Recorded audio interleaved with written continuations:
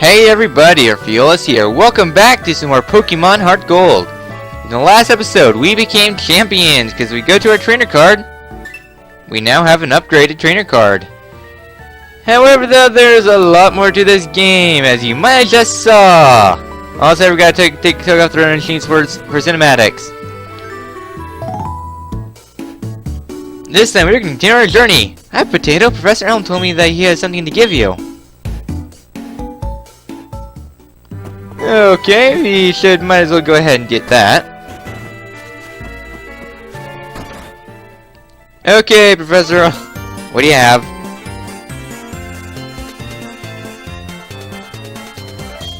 Potato, there you are. I called because I got something for you. See, this is the SS ticket. You can now catch Pokemon in Kanto. Kanto. That ticket will let you take the fast ship that departs from Olivine City. Bet you knew that already, Potato.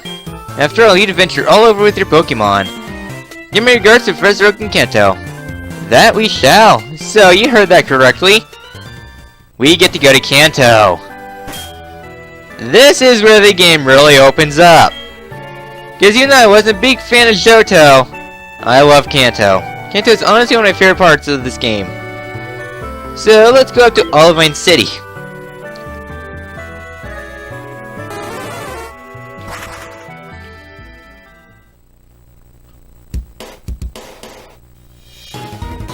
Alright, here in Olivine City. We might as well go down here. Hey, it's Professor Oak. Hello! You're just starting to have the attitude of a champion, Potato. It's time for your Pokédex to match who you are. Let's see your Pokédex for a second. I'll upgrade your Pokédex with the National mode. Yay, we are now the National Dex. It won't be easy to complete the National Pokédex. However, I'm sure you'll make an honest attempt on our behalf. Oh, time flies. I have a radio show recording Goldenrod Radio Tower. It was hidden for Kanto. You can come to your Pallet Town. If you come to your Pallet Town, do drop by the Pokemon Research Lab. So yes, we can now go around and catching random Pokemon. So, let's go to our Pokegear for no apparent reason. Entei's all the way down there. I still have yet to catch them. Oh, yes. So, once you beat the game, you'll be able to do, more things open up. This here is the cinema music. This is only available on Thursdays. Because if you were to go to somewhere else, like the waters, you'll be able to encounter new Pokemon. On Wednesdays, you will be able to encounter, Hoenn music to be able to encounter Hoenn Pokemon. Very, very interesting, too. Hold on. Here we go. So, with the Hoenn sounds, you'll be able to encounter the Zigzagoon line at Sprout Tower, Bell Tower, and Burnt Tower, along with other areas of Linoon. No. Whismur, and various areas like Ruins of Elf, no. Makihita, Bustle and Minnow, New Mel in the Elix Forest, which is alright, I guess. Spoink in the Elix Forest, Spinda and Sprout Tower, which is definitely no. Absol and Slowpoke Well, which actually might be worth your time. As for Sinnoh Pokemon, Meditite, which is obviously a Johto Pokemon. Yes, they actually got that wrong. Speaking of derping about, oh hi Potato, this is Warden Bayoba. Sorry if you're actually waiting, but I thought a new way to play. It's called the Object Arrangement. I'll give you more details at the Safari Zone. See you there. So yeah, so anyways, next up, Beedif is a definite no. Meditite, you can find at Sprout Towers, no. Shings on various routes, Budew, it's alright in Elix Forest.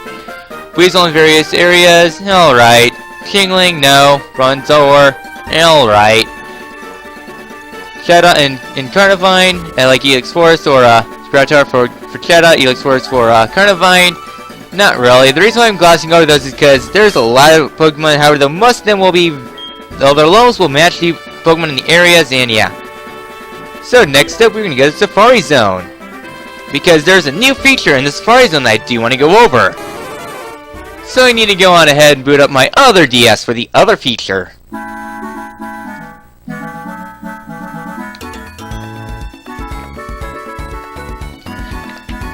So, what's this other feature, you might ask? Well, it's in the Safari Zone.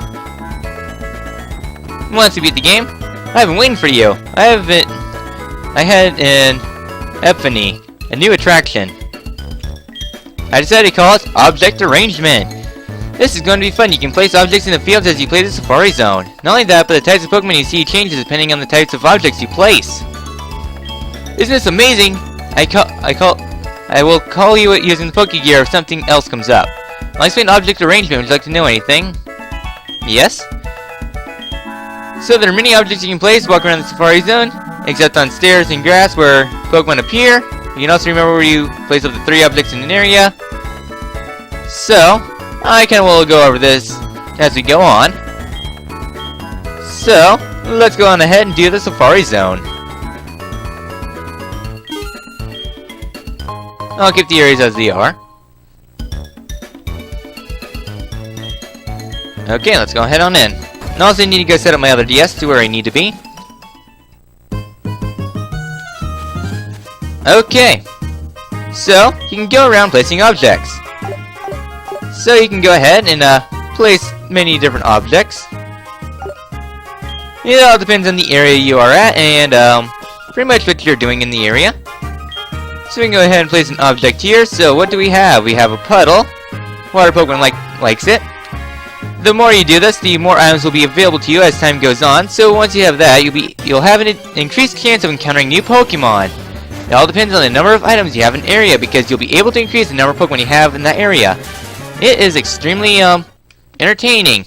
Now the reason why I'm saying this is because I actually have another DS on me that happens to have a complete Safari Zone already set to go.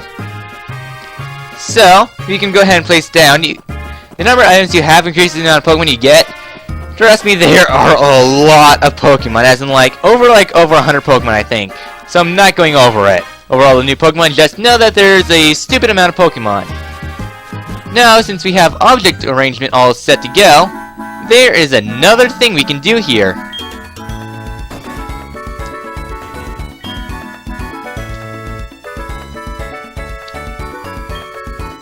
So, what's this new thing? That would be over here.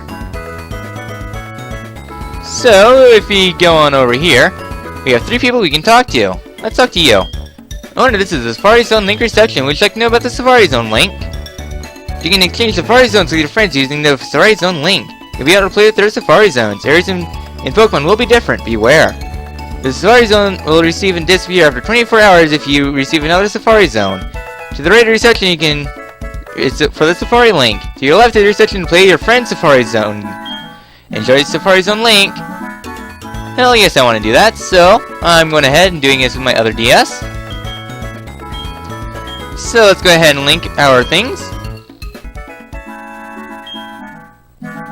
I will go ahead and join the group. I'll join this one. You two are about to receive Safari Zones? Okay, so now we have swap Safari Zones. Very, very cool. Now, then we can go ahead and explore more of the other Safari Zones because this is what a more complete Safari Zone looks like. So, we're going to go through this Safari Zone of the really old me.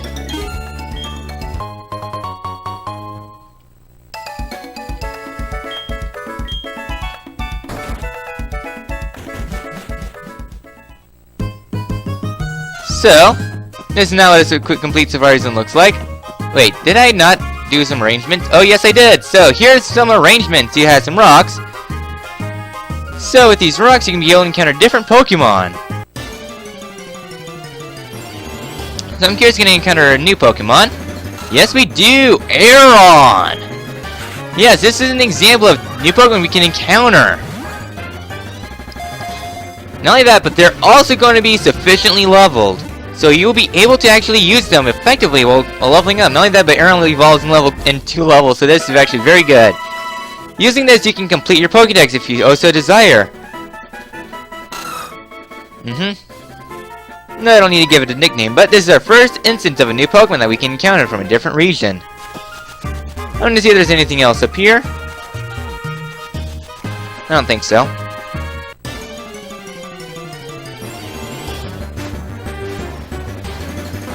Oh, hello, Kingler.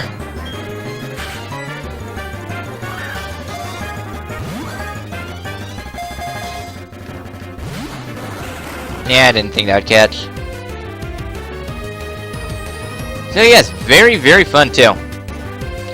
However, the Pokemon you get here will depend on how long you have those items set up because you would take up to 80 days for some Pokemon to appear once you have a certain amount of criteria met. So you'd literally have to like wait 80 in-game days in order for Pokemon to appear. Instances of this would be like Bagon. I don't remember where Bagons can be encountered, but yeah.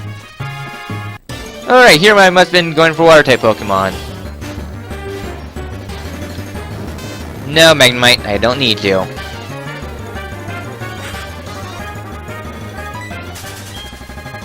So yeah, so they'll be of an increased level. What else can I get? Trying to see if I can get anything else.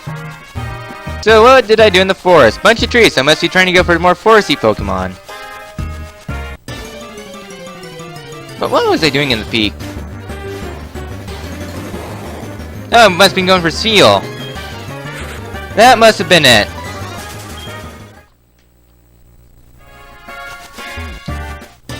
So, in the Rocky Beach, what was I going for? Probably going for Gibble and Aeron. Oh, wow. I was looking at the notes. Apparently, Gibble takes 100 days for it to be encountered. So, what else was there? Hello, Mr. Evis. In the forest, what was I going for? Bunch of foresty items, so I must have been going for Shuppet.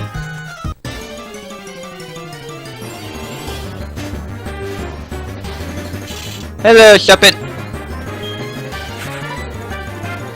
Yeah, this is going to be pretty long because it's pretty much going over the new features in the game. Nice, got Shuppet. Who is stronger than our team? Yay.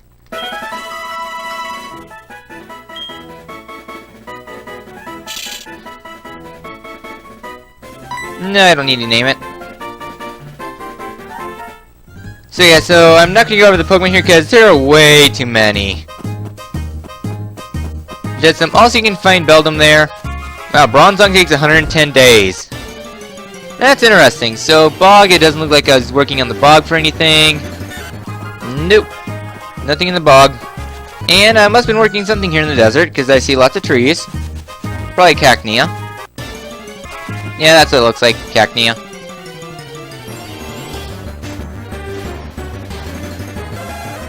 Okay, good to know. So yes, there's a lot of items you can get here.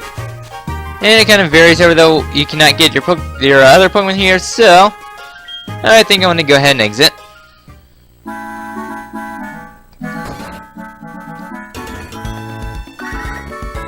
Yes, you buy another item! Congratulations! Even the post-game, you must haunt me! I should probably tell her, stop wasting my money. Stop wasting my money. So, with that all done, next up, I'm going to meet you guys. Well, actually I don't need to do any meeting because we'll be going back to Olivine City. Well, to be more exact, we are going to be heading on Route 40. Because I want to head in here. He's sitting still, but asleep. Well, it looks like the Battle Frontier is now open. Wait for me! Oh my, I fell asleep and ruined my chances of being the first to arrive here!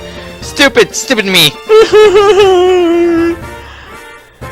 Yep, so welcome to the Battle Frontier! There is not much to do here. The Battle Frontier is the exact same as it is in Platinum. Same moves, same everything. It is exactly the same. So, go on ahead and view that episode where I went over like the Battle Frontier, the Pokemon you can encounter there and such. Now we can obtain battle things. I don't need to do anything here because I'm just gonna say same thing as it is in Platinum, just going around in the region and such. Now then, battle points. The same shops in Platinum will be here. However, though, I hate this house so freaking much. In Diamond, Pearl, and Platinum, you have various move tutors around the region, where you give sharks to teach moves.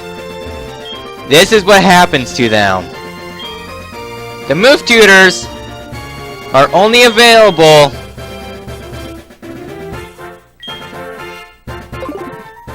with battle points. I hate this mechanic so much. As in, like, I would trade Pokemon, back when I was in competitive, I would trade Pokemon 2 Diamond and Pearl if I needed to get any items, because I was in the underground often. So yes, I hated the Battle Frontier so much. I mean, sure, once I was able to get the trainer card that allowed, once I got 100 battles done in the Battle Tower, yeah. Next up, we're going to go to the National Park, because there are some new Pokemon here that I do want to go over their bios more efficiently. So once you have that done, you can also go into here. There's new shots available. You can get for like $3,000. You can be able to get yourself Duststones, Shiny Stones, etc. I'll be probably doing that off screen. So, oh wait, no, no, thank you. I want to go ahead and swap Jossum to the front because he's my what? Jossum. But on second thought, better do Wallheart because he's tankier. So let's partake in the bug catching contest. Yes, I'd like to give it a try. Hopefully I won't be as salty as last time.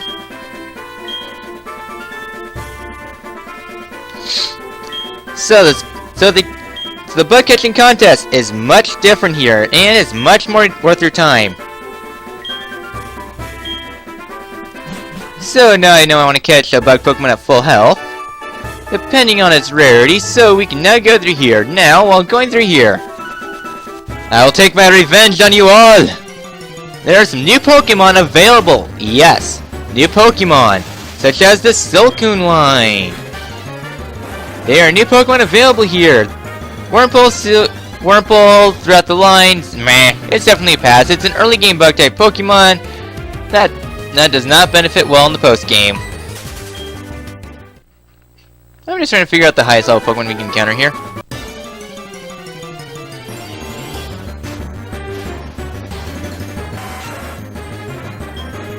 Hello, Scyther. Oh shoot. I'm slower than a Scyther. That is a sad day. Well, now I know my thing. I think I know what I'll be going for. And I'll see you guys once I break free of this conundrum. But anyways, the next new Pokemon you can encounter here on Thursdays is Nincada. Nincada is a very interesting bug-type Pokemon. It's pretty bulky, it has decent defenses and such, making it a very viable team member. It's generally alright, it's not like the best bug-type Pokemon out there, but at level 20, it evolves into one of 2 Pokemon. Well, it evolves into 2 Pokemon. You get Ninjask, default, at level 20, which is a very interesting bug-type Pokemon. 32, that's as strong as you can be. I'm going to save it up for when trying to encounter Dustox, because you can encounter Dustox here, and I think that should be my ticket out of here. And yes, and however though, if you have a free slot in your party, you'll be able to get yourself a very special Shedinja. It only has 1 HP, and it has the ability Wonder Guard, so only super effective moves will hit. So yeah, so that was the thing. Very interesting. Not really the best bug type Pokemon out there, but it does a thing. So, next new bug type Pokemon available here is the Kricketot and Kricketune line. How should I say this? I shouldn't say anything because they're horrible Pokemon. Early game bug type Pokemon that are generally horrible. That's it. No way do I recommend them, and they're definite passes. Next up, Volbeat and Illumise. Volbeats are only available here during Thursdays, while Illumise is available on Saturdays. Because difference in the times and days and such, because you get different Pokemon depending on if you go here on Tuesday, Thursdays, and Saturdays. Very interesting. Both of them are definite passes. They're generally low stat Pokemon designed for early game and not quite so great post game. finally new Pokemon available here is Combi, speak of the devil. Combis are very interesting bug-type Pokemon. I think you're actually going to be my ticket out here because you're a rare Pokemon. And plus you have a good catch rate, so male Combis. Worst bug-type Pokemon out there. Okay, I know I'm being such a meanie to Combis, but they have no stats, no redeemable qualities. They're very rare Pokemon. However, if you have a female one, you'll be able to evolve it into Vespiquen, a very defensive bug-type Pokemon. However, thus since the post-game, you primarily want to have as defensive Pokemon as you can. So, I'm actually going to head and start checking balls until this thing gets caught. Because you have a good catch rate. And plus, I want to finally win this thing for once.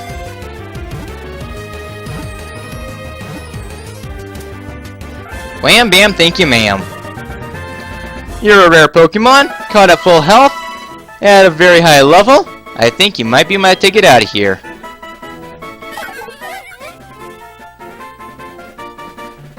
I will not lose to a Wurmple. So that's it here, and I'm not going to bother going for anything else, so hopefully I actually get something.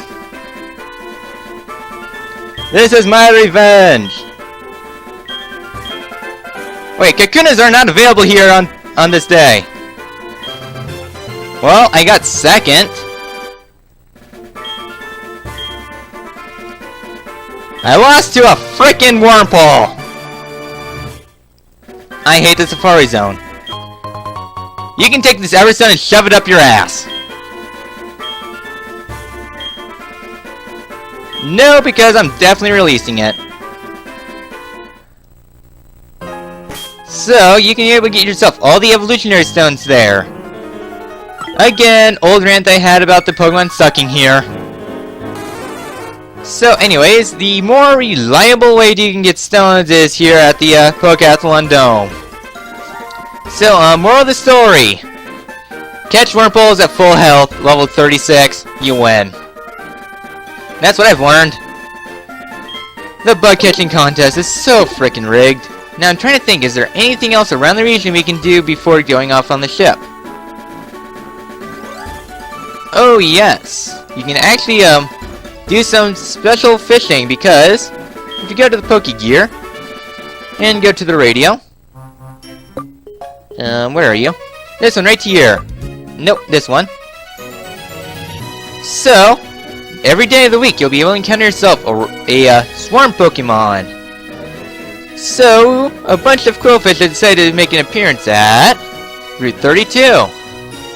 So you'll be able to encounter yourself new Pokemon depending on the area you go to. So on Route 37 you can encounter Lovedisc in the water.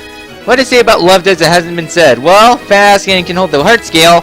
Downsides everything else. Low defenses, attack, and bad move pool. But pretty much the main thing is that if you encounter Lovedisc, teach sleep to someone and have fun.